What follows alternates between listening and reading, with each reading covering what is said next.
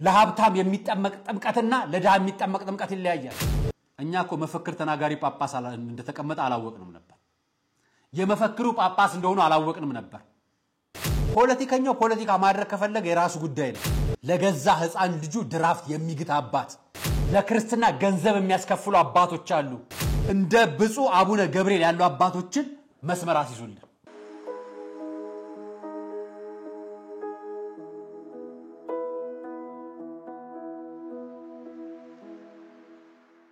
ሰላም ጤና ይስጥልኝ ውድ የቃለ ቀርን ሚዲያ ቤተሰቦቻችን እንደምን አላችሁ? በእያላችሁበት ሰዓት አቆጣጠር እንዳላችሁበት ሁኔታ ሰላማችሁ በዝት ይበል ማለት ፈልጋለሁ። እንደምን አላችሁ? በሐኪሞች አድማ ምክንያት የሞተውን ግለሰብ በተመለከተ ያስኩላችሁ መረጃ አለኝ። ዛሬ ነው እንግዲህ መረጃ እየወጣ ያለው። በተረፈ የጤና ጥበቃ ሚኒስቴር መግለጫ ወጥቷል። ከዚህም በማስከተል ደግሞ ሌላ መረጃው በተለይ በፖለቲካው የተካካዱ ፖለቲከኞች ወደ አደባባይ ወጥተው ያኔ ክህደታቸውና ዘረፋቸውን በአደባባይ እየተናገሩ ነው። አቶ ጌታቸው ረዳ የህወሓት አመራርና የክልሉ ጊዜያዊ አስተዳደር ፕሬዝዳንት የነበረው ግለሰብ ዛሬ የጠቅላይ ሚኒስትሩ አማካሪ ከሆነ በኋላ ያወጣቸው ያለችው ሚስጥሮች ብዙዎችን እያነጋገረ ይገኛል። ስለሱም የተወሰነ አስተያየት እንሰጣለን። ከዛ በማስከተል ብር የሌላቸው ደሃ ረጂዎችን በተመለከተ እናሳያቸዋለን። የቤተ ክርስቲያን ገበና እየተባለ እየተጠለጠለ በኋላ ላይ ደግሞ ቤተ ክርስቲያን የጉዳይ መለከታተም እየተባለ ሲነገር የነበረውን ትላንትና ማምሻውን የኢትዮጵያ የአዲስ አበባ ሀገረ ስብከት ስራ አስኪያጆችና የተለያዩ የአመራር ክፍሎች ባሉበት በአደባባይ ከፍተኛ ችግር ሲሉ የነበረውን በእያንዳንዱ የቀብር ስፍራ 30 ሺህ 50 ሺህ ብር የሚያስከፍሉበትን መረጃ ወደ አደባባይ ወጥተውታል። ስለሱ መረጃ ይዤላችኋለሁ። ሌሎች ደግሞ የሐሰተኛ መረጃዎችን በተመለከተ ዛሬ የማርያም ጉዳይ ስለሚከነክነን ነው አይደለም። ዛሬ ደግሞ ማርያም ጥንታ አብሶ አለባት የሚል ቀሚስ የለበሰ በቤተ ክርስቲያን ፊት ለፊት የሚቆም የሚመስል ነገር ግን ከሃዲያንን ይዤላችሁ መጥቻለሁ።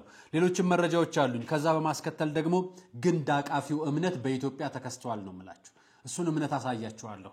ከዛም በማስከተል ያስኩላችሁ መረጃ አለኝ። ወደ ሌላም አካባቢ ወስዳችኋለሁና አሳያችኋለሁ። ሊቃውንት ደግሞ እየተናገሩ ያሉትም ነገር አያይዤ የምነግራችሁ መረጃ ይኖረኛል። አብራችሁን ስትቆዩ ሁሉንም ሰሙታላችሁ። አራያ መካሻ ነኝ። ቃለ ቀር ነው የምትከታተሉት። ሰብስክራይብ፣ ላይክ፣ ሼር እንድታደርጉ በዚሁ አጋጣሚ ጋብዛችኋለሁ።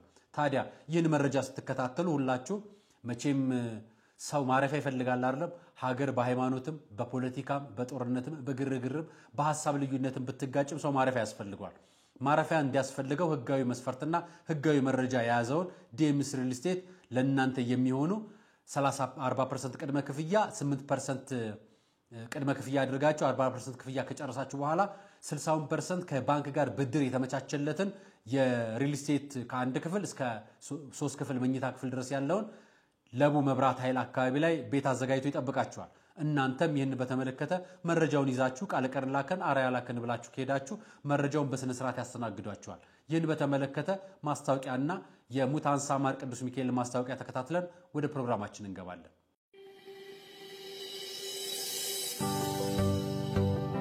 ከዲኤምሲ ቤት ለመግዛት ዛሬ ከነገ እያላችሁ የትላንት እድላችሁን ያልተጠቀማችሁ ሁሉ ታላቅ የምስራች አለን። አዎ ምስር ብሉ ለምትሉን ሁሉ የመጨረሻው ብሎክ ለሽያጭ ቀርቧል። ከብሎኮች ሁሉ ፊት ለፊት የከተማና ሂልሳይድ እይታ ያለውን ብሎክ ከባለ 1 እስከ ባለ 4 ክፍል መኝታ ቤቶችን በማይታመን ዋጋ ስናቀርብላችሁ ታላቅ ደስታ ይሰማናል። በካሬ 78000 ብር ጀምሮ የ8% ቅድመ ክፍያና 60% የባንክ አማራጭ ተመቻችቷል። ዲኤምሲ ሪል ስቴት። አዎ አሁን ለነቃ ጊዜው አልረፈደም። ለቡ መብራት ኃይል የሚገኙትን ሳይቶች ከጎበኙ በኋላ ያለ ጥርጥር ደስታዬ እዚህ ይጀምራል ብለው ይቀራሉ። ለበለጠ መረጃ ከታች ባስቀመጥናቸው ስልክ ቁጥሮች ይደውሉ። እርግጥ ነው ደስታው እዚህ ይጀምራል። የምስራች እንኳን ደስ ያለን። ስጦታዎቻችሁን በታማኝነት አስገብተናል፣ ስራዎቻችንንም አጋምሰናል። የሙታንሳ ማር ቅዱስ ሚካኤል አንድነት ገዳም አደራን ተቀብለን በፈጣሪ ቸርነት እዚህ አድርሰናል። ገና ስናስበው በመብርሃን ተደግፈን የመድኃኔ ዓለምን ፈቃድ ጠይቀን በእናንተ ውድ ኦርቶዶክሳውያን ተማምነን የጀመርነውን የእናቶቻችንን በዓት ግንባታ አሁን አጠናቀናል። ታዲያ በአንድ ገዳም ውስጥ ሁለት ዓለም የለም። ወዲህ በብርሃን የተሞላ የእናቶች ስፍራ፣ ወዲያ ፈጽሞ ለጸሎት የማይመች የአባቶች በዓት እኛ ልጆቻቸው እያለን ለምን የተዋህዶ ልጆች አባቶቻችን ልክ እንደ እናቶቻችን እናሳርፋቸው? ስለዚህ የጀመርነው ልግስና ቢቀጥል በእኛ በልጆቻቸው ዘውትር እንድንመረቅ ዝቅ ብለን ከእግሮቻቸው የሊቀ መልአኩ ጥበቃ አይለየን፣ የአባቶቻችንም ምልጃ ጸሎታቸው አሜን። ይህን ዜና ትመለከቱታላችሁ። ላሳያችሁ የፈለገውት እኚህ ግለሰብ ዛሬ ጠዋት ነው ያረፉት። የእኚህ ግለሰብ ማረፍ የተከሰተው አክሱም ላይ ነው። በአክሱም ዩኒቨርሲቲ የሚገኙ የሕክምና ባለሙያዎች መምህራኖች ለተቃውሞ ወይ ደግሞ ላለባቸው ሐሳብ ወጥተው ነበር ቅሬታ ለማቅረብ። አሁን ሰሞኑን ተያይዞ ዛሬ የመጨረሻው ቀን ለሆነው እንግዲህ የደረስንበት ዘመን ነው። እኛ አባት ዛሬ በአክሱም ሆስፒታል ህይወታቸው ያለፈ ሲሆን ለልፈታቸው ምክንያት ደግሞ ሐኪሞች የሥራ ማቆም ሰልፍ በግቢው ውስጥ እያካሄዱ ስለነበር ነው። በመጨረሻም የድንገተኛ ክፍል ተረኛ የነበረው ሐኪም ጋውኑን አውልቆ ጠቅልሎ በላያቸው ላይ ጥሎ ዳግም ወደ ሕክምና ላይ መለስ እያለቀሰ ግቢውን ለቆ ወጣ። ይሄ ሐኪም ነው የገደላቸው? ገዳዩ ሐኪሙ ነው? ጥያቄውን ያልመለሰው አካል ነው ገዳዩ? ማን ነው የገደላቸው? እኚህ አባት አይነት በየስፍራው ስንት ቦታ አሉ። ዛሬ ጠዋት የሚሆነው ከትላንትና ሰልፍ በወጡ ሰዓት ላይ እየሞቱ የነበሩ ነፍሶች ተጠያቂ ማን ነው? ዛሬ አይደለም ጥያቄ የቀረበው፣ በጣም ቆይቷል። ከሰሞኑን ከ3 ቀናት ወዲህ ግን ጀምሮ በጣም ብዙ ማህበራዊ ሚዲያዎች ላይ ዘመቻ ሲከፈት ነበር። እኔ ካየሁትና ከታዘብኩት ነገር አንዱን ነገር ልንገራችሁ። ማንም ሰው ጥያቄ መጠየቅ መብት አለው። ማንኛውም ተቋም፣ ማንኛውም ቡድን፣ ማንኛውም ግለሰብ ጥያቄ መጠየቅ መብት አለው። ጉዳያችሁ ፖለቲካ ሊሆን ነውና ጥያቄያችሁን ሰከና አድርጉት የሚል አይነት አመላለስ ይመለስላቸው ነበር። ፖለቲከኛው ፖለቲካ ማድረግ ከፈለገ የራሱ ጉዳይ ነው። ግለሰቦቹ እንደ ግለሰብ ጥያቄ ይመለስላቸው። ምክንያቱም የነዚህ የሕክምና ባለሙያዎች ጥያቄ የሕክምና ባለሙያዎች ጥያቄ ነው። ስልጣን ይቀየርልን፣ ባለስልጣን ይቀየርልን፣ ፖለቲካ ፓርቲ ይቀየር፣ ፓርቲው ምርጫ ይደረግልን፣ እኛ ፓርቲን መስረት የሚል አይነት ጥያቄ አይደለም ጥያቄያቸው። ስለዚህ ለምንድን ነው ወደዛ የምትተረጉሙት? የሚፈልጉ ሰዎች የእነሱን አጀንዳ መዘው ፖለቲከኛ ሊያደርጉ ይፈልጋሉ። ለምሳሌ ከምታውቁ ሰዎች መካከል ጀዋር መሐመድ በተከታታይ የእነሱ ጉዳይ ይጽፍ ነበር። ለጥፈው ፌስቡካቸው ላይ በተከታታይ እያየ ያለውን ነው የሚጽፈው። እናኛ አክሱም ያሉት አባት ያረፉት በሕክምና ባለሙያዎች ውስጥ ብቻ ነው? መልስ ባልሰጠው አካልም ጭምር አይደለም? ሰፓሬት ነው አይደለም? የገቨርንመንት አካል በየክልሉ ያለው የመንግስት አካል በየክልሉ ያለው ምላሽ የመንግስት መዋቅሩ የፖለቲካ መዋቅሩ ለምንድን ነው ያልጠየቀላቸው? ለምንድን ነው ምላሽ አልሰጣቸው? ፖለቲከኞች ሊስቡት ትፈልጋላችሁ ከሚል መንግስት የሚመራው መዋቅር ስለሆነ ሄዶ በአቅራቢያ ጠይቆ ጥያቄውን በዚህ ጉዳይ ሊመለስላቸው ይገባል ብሎ የመንግስት መዋቅርን፣ ገንዘብ ሚኒስቴርን፣ ፓርላማው ላይ ጥያቄ እንዲቀርብ ማድረግ ለምንድን ነው የክልሎቹ ተመራጮች ያልቻሉት? እስካሁን ለምንድን ነው አቤት ማለት ያልቻሉት? እነሱ ልጆቻቸው ውጭ ስለሚያሳክሙ ኢትዮጵያ ውስጥ የሚታከም መርፌ የሚወጋ ልጅ ስለሌላቸው እነሱ ራሳቸው ውጭ የሚታከሙ ስለሆኑ ነው። በነገራችን ላይ ትላንትና ማምሻውን ዶክተር መቅደስ ደበሳይ እንዲህ አይነት ምላሽ ሰጥተዋል። ጥያቄዎቻቸውን ስንመለከት መንግስት ዛሬ ላይ የመጣና ወይም በቅርብ ቀን የተነሱ ጥያቄዎች ሳይሆኑ ጥያቄዎቹን ለይቶ ምላሽ ለመስጠት በዘላቂነት ስራ እየሰራ ይገኛል ማለት ነው። ነገር ግን በአስቸኳይ ዛሬ ላይ በዚህ ጊዜ ውስጥ ይሄ ካልሆነ ብለን በፍጥነት አስቀምጠን የምንተገብረው የጤና ዘርፍ ጥያቄዎች የሉም። እንዲህ የሚሉና ሌሎች ውስጡ መልስ የሚመስሉ ጉዳዮች በኢንተርቪው አሰጣለች ዶክተር መቅደስ ደበሳይ የጤና ሚኒስቴር ማለት ነው ይመስለኛል። የሕክምና ባለሙያዎች ከዚህ ቀደም ከጠቅላይ ሚኒስትር አብይ አህመድ ፊት ቀርበው ሐሳባቸውን ሲያቀርቡ እንደነበር ሰምቻለሁ። ስለዚህ ጥያቄው ዛሬ አይደለም ወይ ደግሞ ሚኒስትሯ ከመጡ በኋላ የመጣ አይደለም ጥያቄው እና ዛሬ መልስልን ብቻ ሳይሆን ትላንትና ወዲያ ጀምሮ ይጠይቁት የነበረ ጥያቄ እንደሆነ አውቃለሁ። ምክንያቱም ዶክተር ደበሳይ ማለት ዶክተር መቅደስ ከመምጣታቸው በፊት ዶክተር አሚን አማን ነበሩ። ከዛ በኋላ ዶክተር ሊያ ነበረች። መሀል ላይም ዶክተር ተከስተ ነበሩ። እነዚህ ሁሉ ዘመናቶች ጥያቄ ይጠየቁ ነበር እና አንቺኛዋ እስክትቀየር የነበረችኛዋ ሚኒስትር እስክትቀየር ነው ምላሹ የሚሰጠው። የህዝብ ጥያቄ ጉዳዩን ወደ ፖለቲካ እንዳይሄድ ማድረግ ያለባቸው ራሳቸው የመንግስት አመራሮች ናቸው። ፖለቲከኞች ሊመዙት ይፈልጋሉ፣ ግን ግለሰቦቹ የሚጠይቁትን ግለሰባዊ ሳይሆን እንደ ሀገር ያሉበትን ደካማ ጎን በፊት ለፊት አውጥተው እስኪናገሩ ድረስ መጠበቅም ነውር ነው እና ያሳፍራል እላችሁ ፈልጌ ነው እና እኛም ለነሱ ድምጽ እንሆናለን ፖለቲካ ላልነካው ንጹህ ጥያቄያቸው ፖለቲከኞች ላልመዘዙት ለማይተረጉሙት ንጹህ ጥያቄያቸው እኛም የነሱ ጥያቄ ተገቢ ነው ባይነን ምክንያቱም እንደሞያቸው ነው የሚጠይቁት ሌሎች ቢጠይቁ ጥያቄያቸው ስተት ነው አንልም እውነት ከሆነና ፖለቲካ ውስጥ ያልገባ ከሆነ ጥያቄው እውነት ነው እንላለን አሁን ካለው ኑሮ ውድነት አሁን ካለው አቅም ጋር አስተያየተን ነው ሐሳባቸውን የምንጋራው እንደው ለመታዘብ እንዲመቻችሁ ኢትዮጵያን ያደከማት አንደኛው ጦርነት ግን እንዲህ አይነት ግዙፍ ውሸት ጠቅላይ ሚኒስትሩ ቢሮ ስር በአማካሪነት ተቀምጠው የሚናገሩ ሰውዬ ዛሬ ሲናገሩ ስሟቸው እስካሁን ያሸውት ይበቃኛል እስካሁን የታገስኩት ይበቃኛል ሰው ሲሸጡ የሚኖሩ ሰዎች አሉ ኤርትራዊ መሸጥ ንብረት ነው የሚባለው ንብረት ነው የሚለው አውርደዋል ይታፍንና እንግዲህ ዓላማው የኤርትራን ሰራዊት እናፍርሰው የሚል ነበር በእኛ በኩል ኤርትራን ሰራዊት ለማፍረስ ግን ሰዎች እንዲመጡ ማድረግ ነው ግን ኤርትራን ሰራዊት ማፍረስ ዘመቻ ጀምራለሁ ብሎ ይሄን የሚመራው ወገን ገንዘብ ያላቸውን ሰዎች ብቻ ነው ማፍረስ የሚችለው ስለዚህ የደሃ ልጅ ወጥሮ ሊዋጋ ይገደዳል ማለት ነው ከያዝኩ በኋላ 27 ወጣት አንድ ቤት ተዘጋና ቤተሰቦች አሏቸው የሚባሉ ውጭ ሀገር ያሉ ሰዎች አካውንት እየተጠየቀ እያንዳንዱ ሰው ሚኒመም $4000 እንዲያስገባ ተደርጎ ሰው 20 ሰው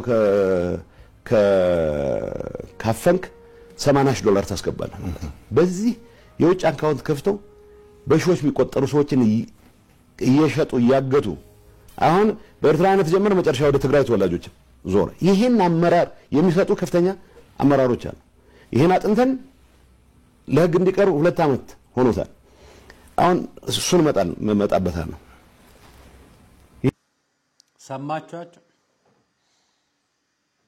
እና ፖለቲከኛ አላምንም በቃ ታቸው ረዳ የተናገሩት ትክክል ሊሆን ይችላል ስህተትም ሊሆን ይችላል እንግዲህ እና ፖለቲከኛ ሆኖ የሚመሩት መካከል እንደው ሐቁን ይዘው ቢመሩ በተለይ አሁን ቀጥሎ ግጭት እንዲመጣ ባንጋብስ ትላንትና የተዋሻ አለ የሞታ አለ እና እነዛ የሞቱ ነፍሶች በሙሉ እነዛ በአማራ ክልል በአፋር ክልል በትግራይ ክልል ያረፉ ነፍሶች ሬሳቸው አሞራ የበላው ሬሳቸው ለጅብ የተጣለ ሬሳቸው በጅምላ የተቀበሩ ህዝቦች በሙሉ ወገኖቻችን ናቸው እና ፖለቲከኞቹ ዛሬ መድረክ ሲያገኙ እንደዚህ ይናገሩታል እና ሁሉም ባደረ ቁጥር መድረክ ይናገራል እነዚህ ግን ዶክተሮች ሲጠይቁ ፖለቲካ ታረጉባቸዋላችሁ ሌላው ግን አይጠየቅም ተጠያቂነት የለም አንድ ሰሞን የዘር ማጥፋት ወንጀል የሚሉ ክሶች ለዓለም ፍርድ ቤት እናቀርባለን የሚሉ ከዛ ምን ሰማ ነበር አይደል እንደው ቢቀርብ ከኢትዮጵያ ውስጥ የሚተርፍሰው ጥቂት አይደለም የሚሆነው የሚተርፍሰው ሁላችንም አጥፍተናል ሁላችንም አሁን ያለው ወንጀላ ሌላ ጦርነት ማምጣት የለበትም አሁን ያለው የዶክተሮቹም ጥያቄ ፖለቲካዊ ተደርጎ አጉል እንዲመነዘር አንፈልግም ጥያቄያቸው ተገቢው ሰባዊ መብታቸው የተከበረው ነው እንዲጠይቁ ይደረግ ከዛ ውጭ ጥያቄያቸውን ከመመለስ ባሻገር ለፖለቲካ ተረጉሙባቸዋልና እረፉ የሚባለው እቺ ማስፈራሪያ ቃል ቢቆምባቸው ጥቁር አንበሳ ላይ አንድ ግለሰብ ሲያስፈራራቸው አይተናል ወረቀታቸውን ከጃቸው ላይ ሲቀማ እቺን ሀገር እንደዚህ ነው ምስላት እንደዚህኛው ሰውዬ ልጅ ተመልከቱ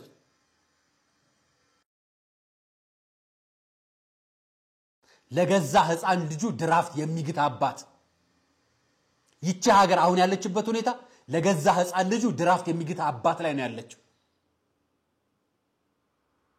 ለተጠየቀው ጥያቄ ይሄ ልጅ ለሚያስፈልገው ውሃ ለሚያስፈልገው ለስላሳ ለሚያስፈልገው ወተት ለሚያስፈልገው ብስኩትና ዳቦ የሚሰጣው አልኮል ነው የሚግታው አልኮል ነው ይሄ ሰው እምነት አለው ይሄ ሰው ሀገር አለው ይሄ ሰው ቤተሰብ አለው ይሄ ሰው ሚስት አለው ልጁን እንዲህ ሲያደርግ ማንንም ሰው ሊጠይቁት ሞክረዋል አጠገቡ ያሉት እረፍ ሊሉት ሞክረዋል እንቢ ሲላቸው ባጠገባቸው ቁጭ ብለው ነው የቀረጹት ይቺ ሀገር እንደዚህ ለሚጠይቁት ጥያቄ ለወተታቸው ድራፍት የሚግቱ ሰዎች ነው የበዙባት ይሄንን እንግዲህ ይቅር ይበለው አንድ ወጣት ልጅ ናየው በጣም ነው ያሳቀኝ 40 ምንጭ ወጣት ነው ሞተር ይነዳልና ይሄን ዜና አይታችሁታል ጌታ ተመስገን ማህበራዊ ትስስር ገጽ ላይ ነው የወጣው 100,000 ብር ተበድሮ ለ40 ምንጭ ስታዲየም ግንባታ ወጣ አንዳንድ ጊዜ በጣም ትንሽ የሆነ የነካን ነገር አለ ስራ የለው ተበድሮ ነው 100 ሺህ ብር ለስቴዲየም ያዋጣው 40 ምንጭ ላይ ወጣት ስራ አጥወጣት የለም ይሄ ልጅ ስራ የለው እና የስፖርት ፍቅር ብለው መኪና እንዲገዙለት ነው ምን ታስቦ ነው ትዝላችኋል የመቄዶንያ ገንዘብ ማሰባሰብ ወቅት 3 ልጆች አሉኝ ምንም ብር የለኝም ሾፌር ነኝ ብሎ ቲሸርቱን አውልቆ 100 ሺህ ብር የሰጠውን ሰው 105 ሺህ ብር አካውንት ላይ ነው 108 ሺህ ብር አካውንት ላይ ያለ 100 ሺህ ብር ለመቄዶንያ ብሎ የተንበረከከውን ሰውዬ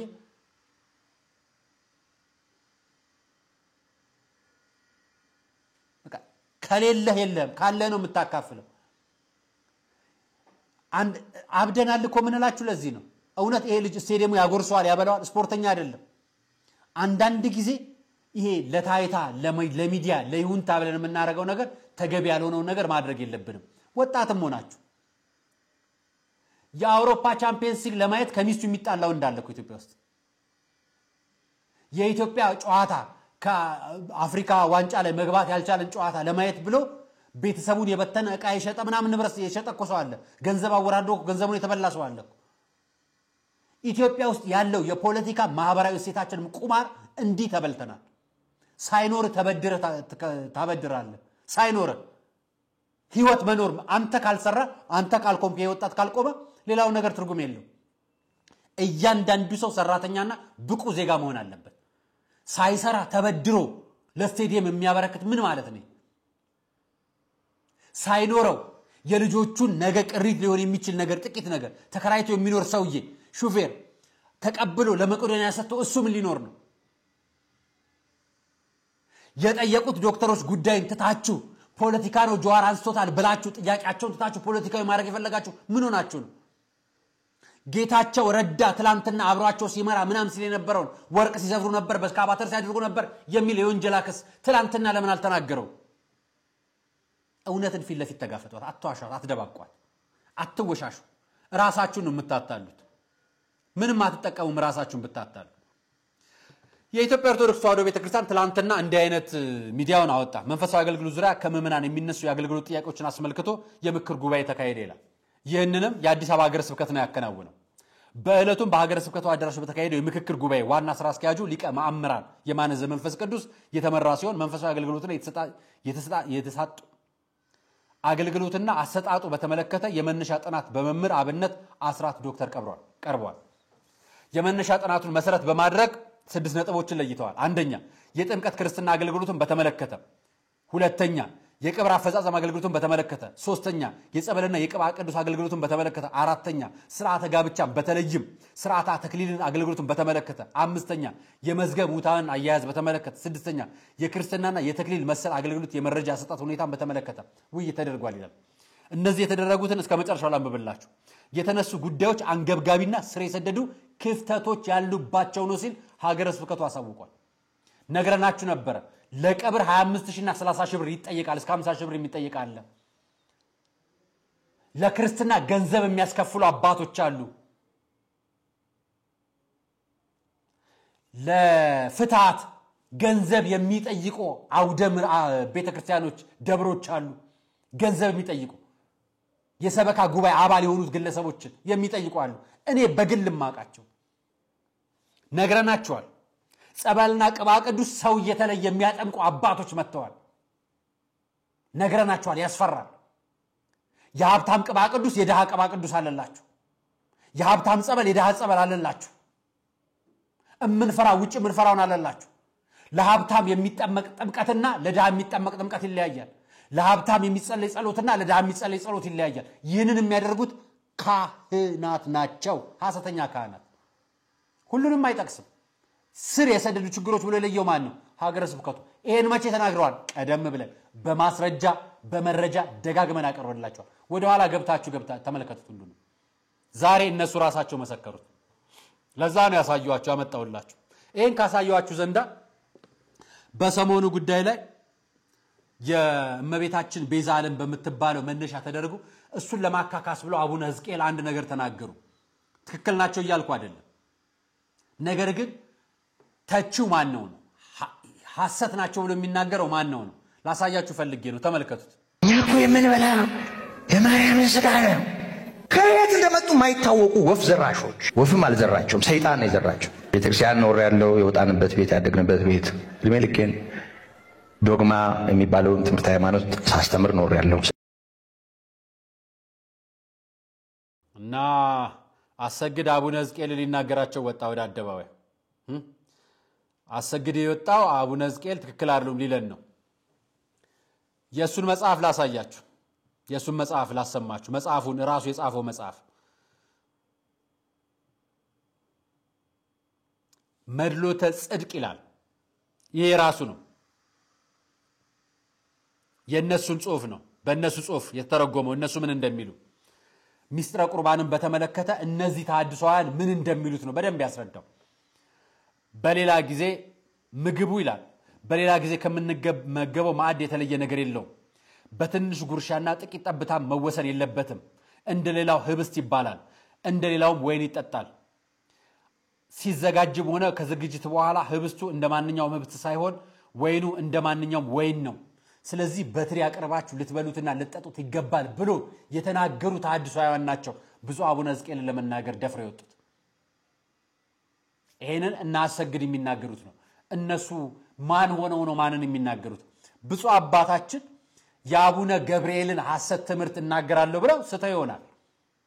እሳቸውም ንስሐ ይገባሉ፣ በራሳቸውም ይጠይቃሉ። እነዚህን ነገሮች አያይዘን የመጠንላችሁ። ታዲያ ነገ ቅዱስ ሲኖዶስ ጉባኤውን ይጀምራል። እርከበ ካህናት ጥያቄ አለን። በቤተ ክርስቲያናችን ያሉ ነገረ ክርስቶስና ነገረ ማርያም አስተምሮት ላይ ያሉ የንፋቄ ትምህርቶችን በፊት ለፊት ተቃውሙልን። በፊት ለፊት ጥርት ያለውን ነገር አስቀምጡልን። ጳጳሳት፣ ካህናት፣ ሊቃውንት፣ ምእመናን፣ ዲያቆናት እኛም በግልጽ ይዘን የምንቀመጠውን ነገር አስቀምጡልን። ይበቃቸዋል። እኛ አቡነ ገብርኤልን በሰውነታቸው የጠላቸው ሰው የለም። አስተምሮታቸው ላይ ኢየሱስ ክርስቶስ ቤዛ ነው ስላለ የተቃወማቸው የለም። አዎ ቤዛ ነው። ቤተ ክርስቲያናችንም የኢየሱስ ክርስቶስን ቤዛነት እርግጥ አድርጋ ነው የምትናገረው።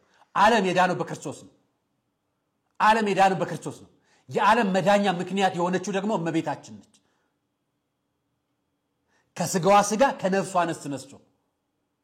ስለዚህ እመቤታችን ቤዛችን ነች ስንል ለክርስቶስ መምጣትና መዳን ቤዛ ሆና እንላለን እንጂ ዓለምን አዳነች አላልንም። ይሄ ማህበራዊ ሚዲያ ላይ የሚጠቀሙትም ኦርቶዶክሳውያኖች የሚቃወሙት ነው። ብዙሃን ሐሰተ ወይ ደግሞ ብዙሃኖቹ ኦርቶዶክስን መቃወም የሚፈልጉት እየተጋገሙ የሚያነሱት ነገር ሆነ ብለው ማለት ነው። ሆነ ብለው እኔ አንድ ወዳጄ ሲያነሳው ሰምቻለሁ። ጋዜጠኛ ተሾመ የሚባል ሐሊታ ላይ የሚሰራ ወዳጄ ክርስቲያን ቲዩብ ላይ ሄዶ ሊንኩን ላከልኝ እንዳጋጣሚና ሳየው እንደው አቡነ ገብርኤል እንደው ክርስቶስ ቤዛ ነው በማለታቸው ሊወቀሰው አይገባም ሲል ሰማሁት። በጣም ብዙ ነገር ያያሉ ብዬ የማስባቸው ማህበራዊ ሚዲያ ላይ ያሉ ሰዎች ናቸው። በነገራችን ላይ የኦርቶዶክስ እምነት ተከታዮች አንዳችንም ክርስቶስ ቤዛ ነው ስለተባለ የተቃወመ የለም። እመቤታችን ቤዛ አትባልም ብለው ስላነጻጸሩ ነው የተቃወምናቸው። አሁን ደግሞ ወጥተው በሀገረ ስብከታቸው ሄደው ታቅቦ ያዙ ተብለው እነሱ በተሰጣቸው ብፁዕ አቡነ ገብርኤል በተሰጣቸው በየአደባባይ ወጥተው ዘራፊዎች ተናጋሪዎች እያሉ በድፍረት እየተናገሩ ነው። እኛ እኮ መፈክር ተናጋሪ ጳጳስ እንደተቀመጠ አላወቅንም ነበር። የመፈክሩ ጳጳስ እንደሆኑ አላወቅንም ነበር። የሰላማዊ ሰልፍ መሪ ጳጳስ እንደሆኑ አላወቅንም ነበር።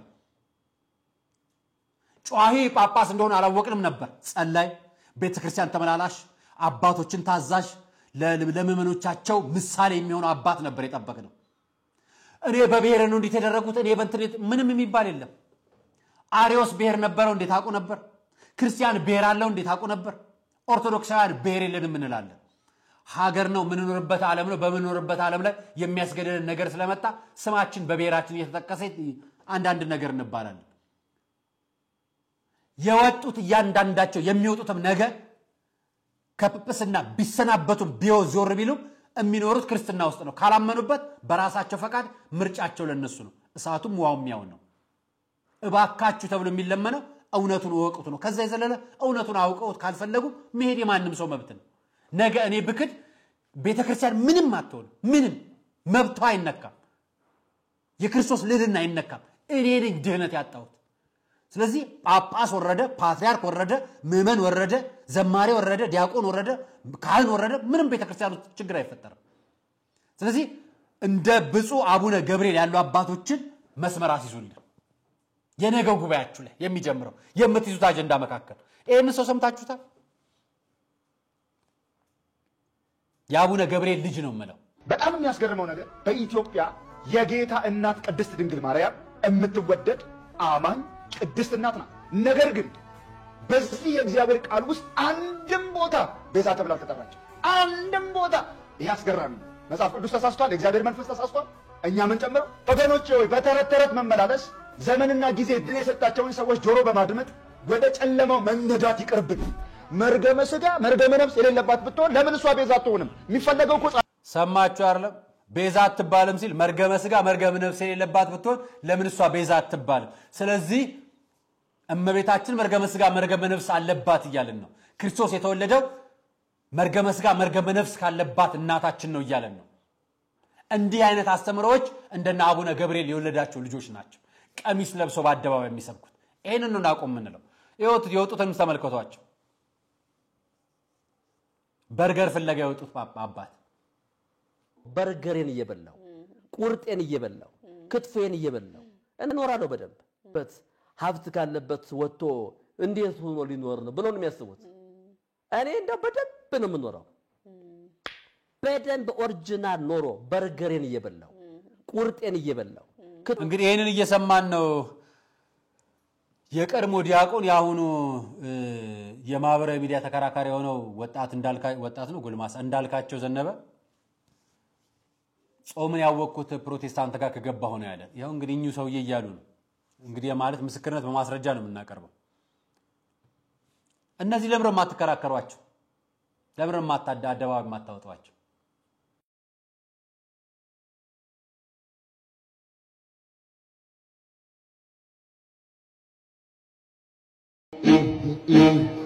የሚታዘለው ፓስተር ያለው እኮ እዚሁ ኢትዮጵያ ውስጥ ነው። ይሄ ፓስተር ነው እንግዲህ አዝሎ የሚሰብከውና ስለዚህ ፓስተር ነው ጥብቅና የሚቆመው።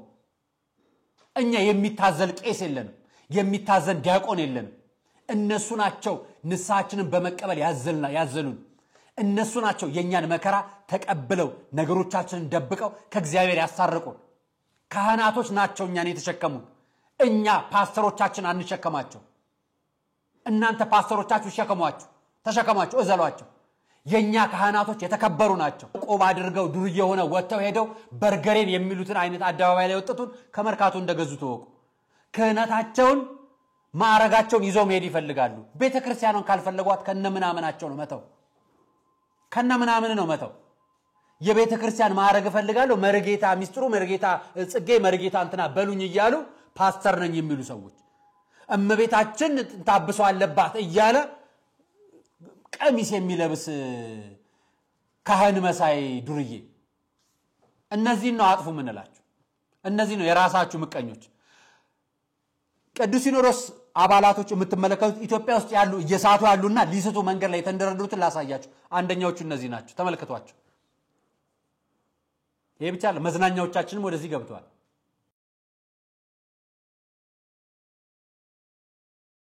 እነዚህ የምታዩቸው ወጣቶች ጋራ ላይ ወጥተው ግንድ አቅፈው የሚያመልኩ ናቸው። ንጉስ ሰለሞን ጠንቋይ ቤት ሲገባ ጠንቋይ ቤት አጭሩ በር ላይ ጎንበስ ብሎ ስለገባ ኃጢአት ተባለበት አይደል? ስላመለከ አይደለም። ጥፋት ተባለበት አይደለም? በእግዚአብሔር ዘንድ አምልኳት ነው ወይ? አላመለከም።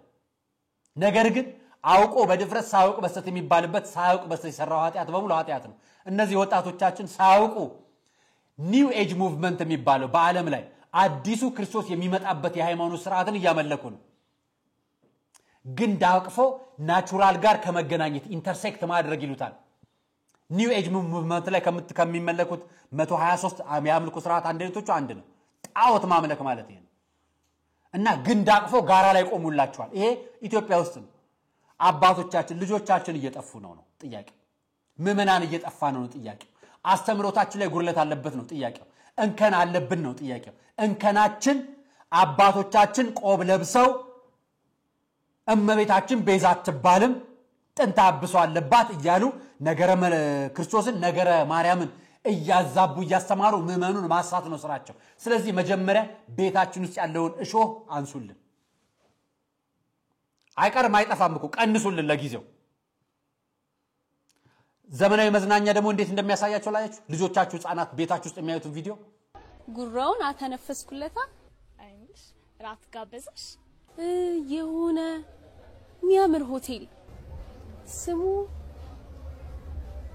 ስሙ ጠፋብኝ ባረሰው ጥሩ ነበር ለጉራይ ተጠቅመኝ ነበር በእናትሽ ሮማንቲክ ነበር ወይኛ ታዲያ አይልሽ ነገር ይወልስ እንገባ ድረስ ጢባሩ እስካፍንጫው ነበር ልክ ነገር ይወልስ እንገባ ግን ጉድ ሰራውት ወይኔ በእናትሽ ምን አደረክሽው ምን ያላልኩት ነገር አለ በዚህ በዛ ሳጣድፎ መሃል በርካታ ይገባል ይመስል የታባቱ ደግ አደረክሽ ለነገር ደሞ የተቀቦትስቱ እንዴት አሪፍ ነበር መሰልሽ ባለፈው ጓደኛዬ ከዱር ያመጣችልኝ ምናምን ነገር አይክልሽ እሱን ነበር ኦሪጂናል መሆኑን ግን አውቆታል ለነገሩ አንዳንድ ወንዶች ብዙም ግድ የላቸው ጠረኑን ሲስብ አድሮ ጧት ብታዩ አፍንጫው ረዝሙ ምን እንደሚያክ የምርሽና አዋ አንቺ እኔ ምልሽ ግን ለዛ ጓደኛ ተብየው እንዳይነግረው እንገሯ ፍቅረኛው የሆንኩ መሰለው እንዴ ቢሆንስ ሁለቱንም እኮ ነው ያጫወቻቸው እኔ ካልደከመኝ ሙሉ የሰፈሩን ልጆች ባጫውታቸው ማን ምን አገባው እንዴው ዝም ይሳስብ 11 ምናምን ባረጋቸው ጥሩ 11 አያችሁ ቲቪያችን ከፍተ ለልጆቻችን የምናሳየው ዝሙትነት ነው አርቲስቶቻችን የሚሰሩት የዝሙት ስራ እነዚህኞቹ ነው ያልኩት ሌሎች የሰሩትም ይኖራሉ አያችሁ የሃይማኖት አባቶች የምታዩት በሁሉም ወገን ቢሆንልን በሁሉም ወገን ልጆቻችን አእምሮአቸው እየበሰለ ያለው እንዴት ከአንድ በላይ ወንድ ሴት ልጅ የምታወጣ ወንዱ እንዴት ከአንድ በላይ ሴት እንዴት ሴቶችን እንደሚያወጣ ዝሙት እንደሚሰራ ነው የሚማማሩት ይሄን የሚያስተምራቸው የቴሌቪዥን ጣቢያዎቻችን ናቸው በቴሌቪዥናችን ነው የሚተላለፉ በመንግስት ሚዲያ ጣቢያ ማህበራዊ ሚዲያ በሚያስተላልፉ ደግሞ የሚኒስትሪ ሚዲያ ጣቢያዎች ለምሳሌ እንደነ ኢቢኤስ ሌሎች ደግሞ የፊልም ፕሮግራም የሚያስተላልፉ ዩቲዩቦችም የሆነ ቴሌቪዥን ጣቢያዎች እነዚህ አይነት ነገሮች በይፋን የሚተላለፉ ስለዚህ ልጆቻችንን አድገው አይደለም ገና ከልጅነት የምንጠብቅበት ስርዓት ትላንትና ከነበረው ዛሬ መሻሻል አለበት ዛሬ ከነበረው ነገ እንዲሻሻል ስሩልን ልጆቻችን የከተማ ልጆች በሙሉ አብነት ትምህርት ቤት ይግቡልን ስሩልን በቃ እየጠፉ ነው ስራ የሚሰራ ወላጅ ቤቱ ተመልሶ ልጆቹን ሊያድን የሚችልበት እድል አጥቷል ቲቪውን ከፍቶ ቢሰጣቸው ቲቪ ውስጥ የሚተላለፍለት እንዴት ዝሙት መስራት እንዳለበት ያለማመዱት ነው እንዴት እንዳለበት እንዴት መሰይጣን እንዳለበት የተለማመደ ነው ይሄንን ስሙት ደግሞ ከኔ መጣው አባ USA ምን ስቴት ፖላንድ yes ፖላንድ የሚኖረው ኮርሜ ነው yes ሃሌሉያ ከየት ነው የመጣው USA ከየት ስቴት ፖላንድ አውሮፓንና አሜሪካን ደባልቆ የሚናገር ፓስተር ነው የሚያታለላቸው አዳራሹን ሙሉ ያ ሁሉ አዳራሽ ውስጥ አሜሪካ ውስጥ የሚኖር ስቴትና አውሮፓ ውስጥ ያለ ከተማ መለየት አቅቶታል ፖላንድንና አሜሪካን አደባልቆ የሚሰብክ ነው እንግዲህ ያታለላቸው ያለው ስለዚህ ይሄ ህዝብ የኛም ተጠያቂነት አለበት ይሄን ነው እኛ አብዝታችሁ ጮሁልን የምንለው ለእናንተ ነው የምንናገረው እንደው ወንድሞቻችን ፕሮቴስታንቶች ይሄን ነገር አይታችሁታል ይሄ ቤተክርስቲያን በሩ ላይ የተሰራው ወንጌላውያን ቤተክርስቲያን ነው እቺን ቤተክርስቲያን ተመልክቷት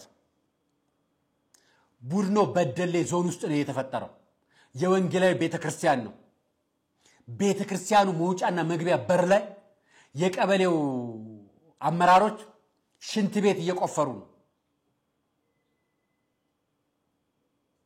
እኔ የወንጌላዊ እምነት ተከታይ አይደለም ኢሞራል የሆነ ነገር ሲሰራ ግን ትክክል ነው ብዬ አላስብም መቃወምም ትክክል ያልሆነው ትክክል አይደለም ማለት አለበት ህገወጥ ነው ወይ ቤተክርስቲያኑ ካላችሁኝ ህገወጥ አይደለም ነው እያሉ ነው ያሉት ህገወጥ ያልሆነ ቤተክርስቲያን ላይ እንዲሰራ ለምን ዝም ትላላችሁ እናንተ እኔ ጋር የምትከተሉ ፕሮቴስታንት ሆናችሁ ለምን ነው ድምጽ ማትሆናችሁ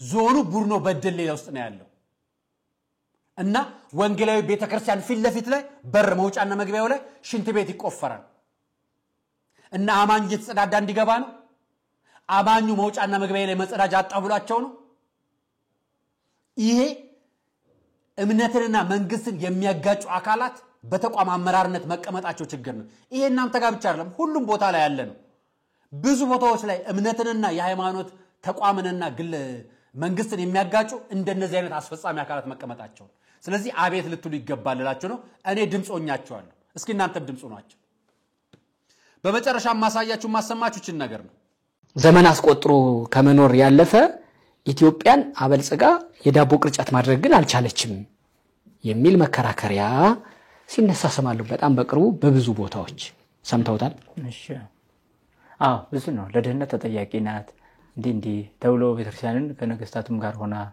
እንደዚህ ቤተክርስቲያን ሀገር ግን አላደገም ወዘተ አይደል ይገርም ነው ካሁንና ከቀድሞ ጦም ያድረው ኢትዮጵያ ህዝብ በእንጭ ነው ይሄን ደግሞ መጠየቅ ያስፈልጋል ቀድሞ የኢትዮጵያ ማህበረሰብ የኖርበት አኗኗርና አሁን እየኖርና ያለንበት አኗኗር ምን ይመስላል አሁን እኮ ለሜጣም የሚበሉ ኬክ የሚበሉ ጥቂት ሰዎች ናቸው እንዴት ነው የምናየው አሁን ዳቦ ፋብሪካዎች ተፈጠሩና ሁሉ በልቶ እያደረው ነው በረንዳ ዳሪ በቀድሞ አልነበረም ቀድሞ ተፈናቃይ የሚባል አልነበረም ቀድሞ ስደተኛ የሚባል አልነበረም ቤት የሌለው ሰውም የለም እስኪ እውነት ከተነጋገረ በኢትዮጵያ እኮ ቤት የሌለው ድሃ የሚባል ሰው የለም ድሃ እንኳን ቤት አለው በረንዳ ያድርም ተከራይቶም አይኖርም እስኪ እውነቱን እናውራ ከተባለ እስኪ አሁን በኢትዮጵያ ታሪክ ቤት የሌለው ድሃ ሊጠቀስ ይችላል ለምን ቤተክርስቲያን አንድነትን ስላስተማረች በጎረቤት ነው የሚሰራለት አንድ ድሃ ሀብታምና ድሃ እኩል ነው ባናኖር የነበረው እንዲያውም ቀድሞ የከብት መብዛት የእርሻ መብዛት የምርት መብዛት ካልመስገር ልዩነቱ በቤት ተመሳሳይ ነው ለምን ቆርቆሮ አይገዛም ለምን ሚስማር የለም አይገዛም ለምን ቤት የሚሰራው ባለው ነው በተፈጥሮ ነው ስለዚህ ተፈጥሮ የሆነው ነገር ደግሞ ሁላችንን እንሰበስባለን ለአንዱ እንሰራለን ደግሞ ለአንዱ እንሰራለን እንዲህ አድርገን ተባብረን ሁላችን ቤት ያለን ሆነን ኖር ነበር እንጂ አንዱ እውነታቸው ነው ሊቃውንት ሁሉ ጊዜ ከምትከሰስበት ኢትዮጵያ ኦርቶዶክስ ተዋሕዶ ቤተክርስቲያን ኢትዮጵያን ዳህ አደረገቻት የሚል ነው ቀድሞ ጎዳና ተዳዳሪ ያልነበራት ሀገር ቀድሞ ቤት ተከራይ ያልነበራት ሀገር ቀድሞ ልብሳን ከውጭ የምታስመጣ ያልነበረች ሀገር እዚሁ ሀገሯ ፈትላ የምታለብስ ሀገር ቀድሞ የራበው ሰው የማይገኝበት ሀገር ቀድሞ ህመምተኛ ለብቻው እንዲህ ለመታከም ተለምኖ ሀገር ሁሉ ተብሎ በማይባልባት ሀገር ቀድሞ የሚሰራ ሰርቶ የሚበላ በልቶ ያጣ ተቸግሮ የማይኖርባት ሀገር ዛሬ እንደዚህ እንዳደባባይ ወጥቶ ሰላማዊ ሰልፍ ወጥተው የምበላው ልጅን የማሳከምበት የምበላው አቸገረኝ እኔ መታቀም አቃተኝ ብሎ የሚናገር ዶክተር የሌለባት ሀገር ዛሬ ኦርቶዶክስ ተዋሕዶ ቤተክርስቲያን በዚህ አትወቀስ ያመጣውላችሁ ለዛ ነው ገብታችሁ ግረኛው ላይ ተመልከቱት ሙሉ መረጃው እምንነግራችሁ የምንጮህላችሁ የምንናገረው ኦርቶዶክስ ኩላዊት ነች እውነት ነች ዛሬም ጥንትም ወደፊትም የዘመኑ አሪዮሶች ስላሉባት ብላችሁ የዘመኑ አሪዮሶች ስላሉባት ቤተክርስቲያን ማንንም ሰው ገብቶ የሚጨፍርባት የሚጮህባት አንደበቱን የሚከፍትባት በእያንዳንዱ ነገር የምትወቀስባት አደረጋችኋል እነግራችኋለን ትላንት የነበረችው ኦርቶዶክስ ዛሬም አለች ዛሬ ያለችው ኦርቶዶክስ ነገ ትኖራለች አራያ መካሻ ነበርኩ ለነበረን ቆይታ አመሰግናለሁ ቃለ ቀርን ነበር የምትከታተሉት የዲኤምሲ ማስታወቂያንና የሙታን ሳማር ቅዱስ ሚካኤል ማስታወቂያ ተከታትለን እንለያያለን ሰናይቅ